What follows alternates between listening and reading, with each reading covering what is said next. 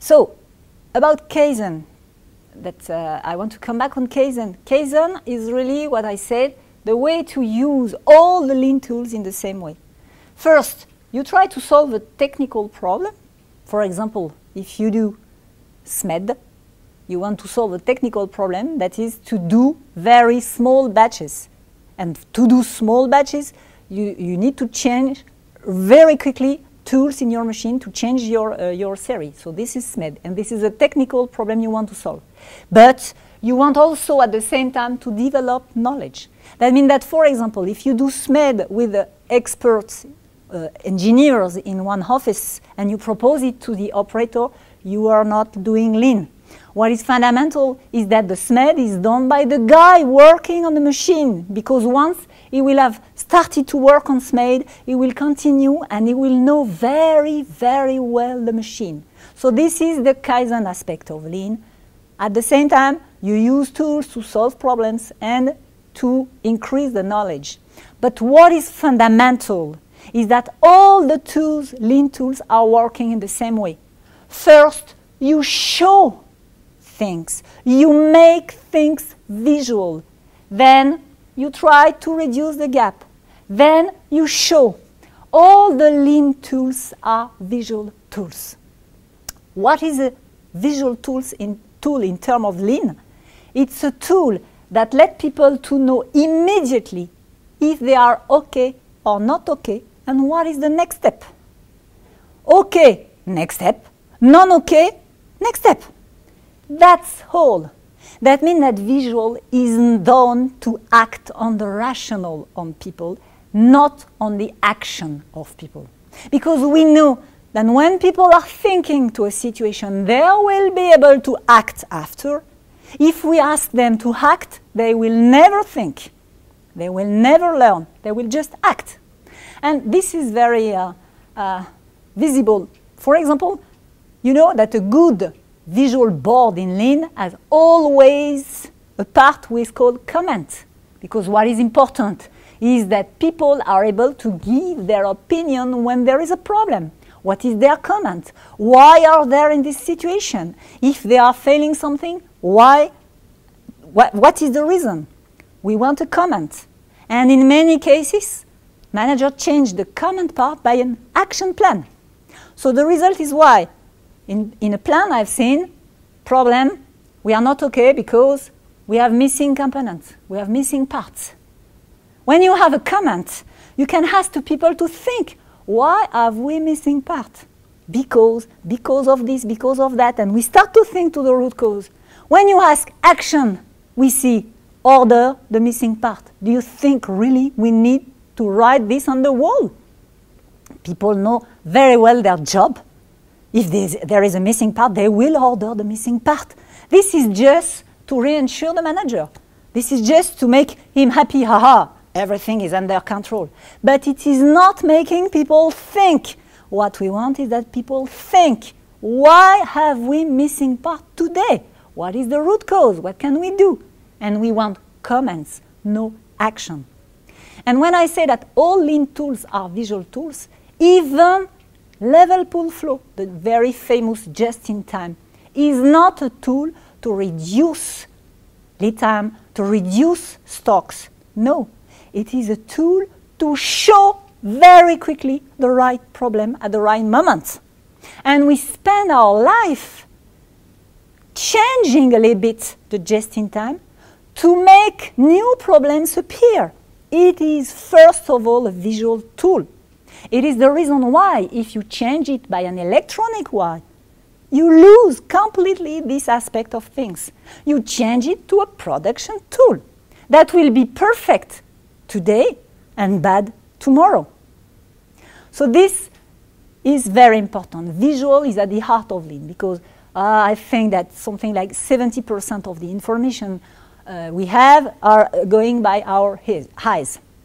So as soon as we start to agree on a good visual showing okay, not okay, we stop spending our life to explain it's not our fault. The question is, oh, we agree, it's not okay. So now, what do we do?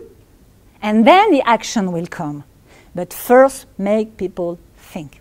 This is the key point about visual. I would like to come on the result and financial aspect, because of course I'm sure that all the people who are there are very interested to say, hey, okay, but what about the results? So to come back to my first presentation of Lean, my Lean system symbolized by my cross, where is the money? First, the money is there because with a very happy customer, we will have growth. You know that on a marketing point of view, it costs 6 times more to acquire a new customer than to stay with the customer we already have. So for that, we need that he is very satisfied, not only satisfied, if we want the customer to come back. You know, somewhere I've seen in one of our plants, I love this sentence, lean and quality is when customer is coming back, not the product. It's really that. So first, we have money because we have growth. I know that this is not very easy to negotiate with our financial guy, because they say, we don't know if growth is for this or for that. Okay, the reality is that we can show that. And we can show also the way we are losing customer, because we are not in this situation. The second point is that when you reduce your lead time, you automatically improve your cash. It's simple to understand. As soon as your cycles are shorter, the cash cycle is better. There is really the source of money, because when you do Jidoka, you reduce rework. And if you spend half an hour on your plant, close to one operator working, you will see what is the number of minutes he or her is spending just doing rework. Normal rework, what we call normal, or abnormal, but in any case, rework. And this has an effect, a huge effect on our cost. And the last point is there. With this axis, we have 2 effects. First, we have an effect on sustainability, because rentability is nothing if it is not sustainable. But we have a second very important effect that we need in many of our companies, that is the effect on the CapEx, on the machine, on the equipment. Because when you ask to people to think the way to make more references on the same machine, to make more things with the same machine, you stop thinking directly, oh, we need to do something more, we will invest more, to think to how can we use better the CapEx we have, and this is there. So that means that at the end of the day, we are working on all the financial aspects. Growth, cash, cost, CapEx, and all of this will be sustainable if we develop Kaizen. There has been a study done by the Harvard Business Review that is very interesting. This study you can access on the internet. That has been done on, I don't remember how many thousands companies, American companies, to see what are the differences between companies with good and long-term financial result and the other. And they established 3 rules that are very simple. First rule, better before cheaper. Second rule, revenue before cost. Third point, there is no other rule. This is completely aligned with what I explained before. It's a good point for us. We are very happy to see that Lean is really aligned with the reality of the situation. Companies with good results are working like that. Better before cheaper, revenue before cost. So to summarize what I've said, I will share with you my view of Lean. First point, customer before stakeholder. That's something like that. Second point, product before process. And third point, people before systems. Thank you very much.